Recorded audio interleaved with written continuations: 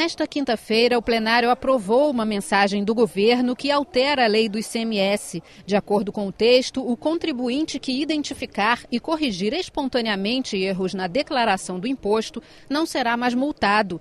Caso o erro não seja corrigido, continuam valendo as penalidades previstas na lei. Anteriormente a esse projeto, você entregou à Fazenda a sua declaração de obrigações acessórias em relação ao imposto.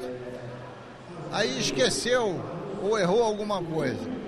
Aí você faz uma retificadora. No que você faz retificadora, você é multado. Então é preferível o contribuinte ficar quieto para ver se será descoberto ou não.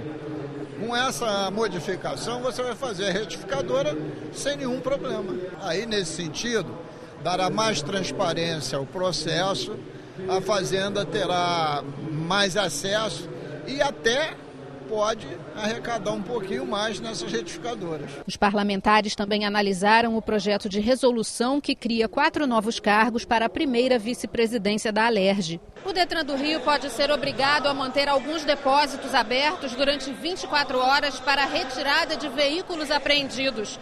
O projeto do deputado Gerson Berger determina que os carros rebocados às sextas-feiras sejam levados para estas unidades. O texto foi aprovado e segue para sanção ou veto do governador. O estado do Rio pode ter um programa de reabilitação para pessoas com deficiência. O projeto do deputado Márcio Pacheco determina a criação de centros com equipe médica especializada para tratamento e acompanhamento dos pacientes, formada por pediatras, ortopedistas e neurologistas, entre outros. A proposta volta para mais uma discussão em plenário. Também foi discutido o projeto do deputado Átila Nunes, que cria o programa Plante Vida e Renove o Futuro nas escolas das redes pública e privada do Rio.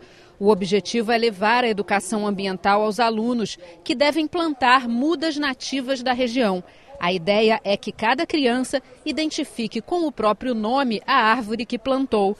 Os estudantes também devem monitorar o desenvolvimento das plantas. A proposta recebeu uma emenda e retornou às comissões. A deputada licenciada Cidinha Campos quer alterar a lei que obriga as agências bancárias a manter um caixa eletrônico adaptado para deficientes físicos.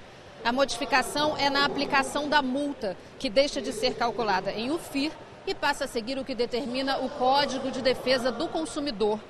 O texto recebeu uma emenda e retorna às comissões. O estado do Rio pode proibir a fabricação, venda, transporte ou distribuição de armas de brinquedo.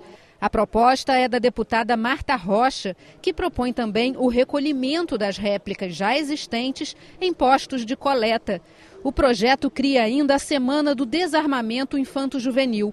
O texto recebeu uma emenda e voltou para as comissões. Essas armas, muitas vezes, acabam parando na mão de adolescentes infratores. Isso foi constatado, foi até uma demanda que chegou ao meu gabinete, e acabam sendo utilizadas indevidamente na prática de atos infracionais. No expediente final desta quinta-feira, a deputada Tia Ju parabenizou a assinatura do Pacto de Compromissos pela Plena Garantia dos Direitos da Infância e da Juventude no Rio, que aconteceu no Tribunal de Justiça. O pacto visa trazer uma transparência na questão das verbas que são destinadas ao Fundo da Infância, o fortalecimento do Conselho Tutelar, das ações do Conselho Tutelar, das ações da Defensoria Pública. Então, ali também podemos presenciar uma amostra do que se é possível fazer quando todos estão juntos. Apresentação de crianças, de instituições filantrópicas que puderam mostrar ali, orquestra sinfônica, formada por crianças de baixa renda, que nunca tiveram oportunidade na vida, mas que tiveram através desse projeto.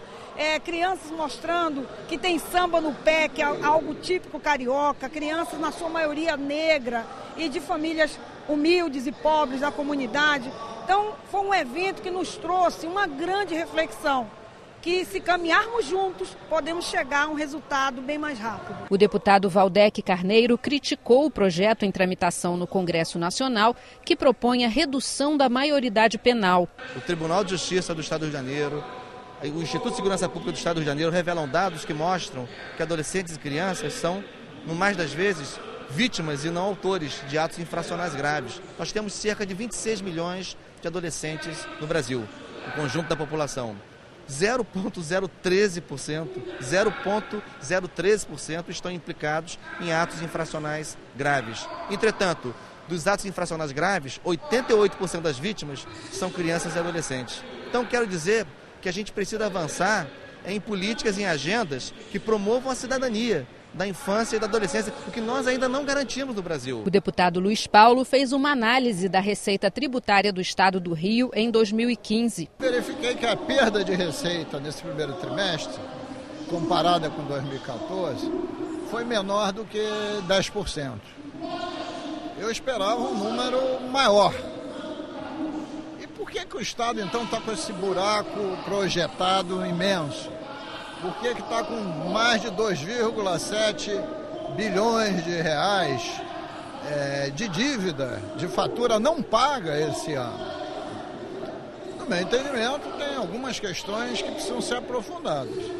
Primeiro que o Estado está comparando a receita dele com a receita orçamentária prevista, de um orçamento que estava inflado, porque foi projetado com dados do Banco Central, que eram dados fictícios para 2015, porque 2014 era um ano eleitoral e os governos, principalmente o Banco Central, queria demonstrar ao Brasil que o Brasil continuava no mesmo ritmo quando já tinha desabado. Além do mais, esse orçamento que o Estado mandou, com os dados do Banco Central, foi inflado aqui na nossa casa com mais de 1 bilhão de receita. O deputado Marcelo Freixo comentou as ameaças feitas ao fotógrafo que registrou um policial do BOPE com touca ninja durante uma operação no Complexo do Alemão. Olha, é muito grave o que aconteceu com o repórter fotográfico Fabiano Rocha, do Jornal Extra.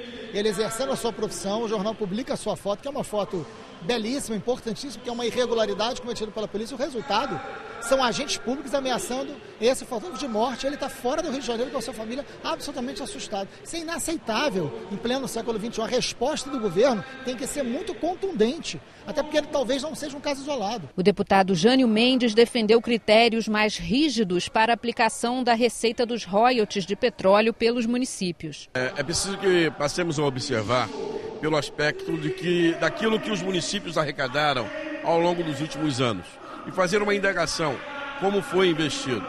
Vencida essa crise, que é apenas mais uma e não a primeira crise do petróleo, seguramente, mais para frente teremos outras, visto que dependemos de produção, de preço de barril, de cotação de dólar, mas o fundamental é o que temos feito diariamente com os recursos dos royalties do petróleo. O deputado Dr. Sade Noel criticou a situação da Baía de Guanabara, que vai receber competições olímpicas. Se não for criado um cinturão no entorno da Baía de Guanabara, hoje você pega uma cidade com quase 2 milhões de habitantes, que é São Gonçalo, tem apenas 5% do seu saneamento tratado. Então como que nós vamos resolver o problema da poluição da Baía de Guanabara sem investimento nos esgotos das indústrias que circundam nos municípios das residências? É utopia. E a gente manter também a Olimpíada nas raias da Baía de Guanabara, do iatismo, tendo a terceira melhor raia do mundo, em Búzios, é uma covardia com o turismo desse estado também. O deputado Eliomar Coelho ressaltou a importância da preservação do meio ambiente nas cidades produtoras de petróleo. Nós estamos assistindo o desastre que está acontecendo, por exemplo, no Porto de Santos, e nós temos que adotar medidas preventivas, importantes para que a gente garanta que jamais isso poderá acontecer, como, por exemplo, aqui no nosso estado, na nossa cidade, na Ilha do Governador, onde você tem, digamos, reservatórios com as mesmas condições daquilo que existe lá em Santos. O deputado Milton Rangel cobrou explicações da Agência Nacional do Petróleo sobre o aumento de cerca de 500% da arrecadação de royalties no município de Itaguaí. Nós temos 88 municípios que arrecadam royalties do petróleo. E aí um único município tem um superávit, tem um aumento da arrecadação de royalty de 500%. Quer dizer, exatamente um município que está todo complicado com a justiça, que está cheio de processos na Polícia Federal, que teve o seu prefeito casado, que anda de Ferrari na cidade. Exatamente esse município teve um aumento. Então é uma coisa que a ANP tem que explicar o que está acontecendo. Nós estamos cobrando aqui exatamente essa explicação. E o deputado Dr. Giulianelli pediu apoio do Exército para o combate aos focos de dengue no município de Resende. O Exército tem interesse em controle dos focos, porque ele tem interesse que a doença não chegue em quantidade epidêmica dentro da área acadêmica. Então, o que a gente fala é que, se solicitado, o Exército General, com certeza, daria o apoio necessário, porque hoje o secretário diz que o grande problema é que não está se conseguindo o controle dos focos da doença.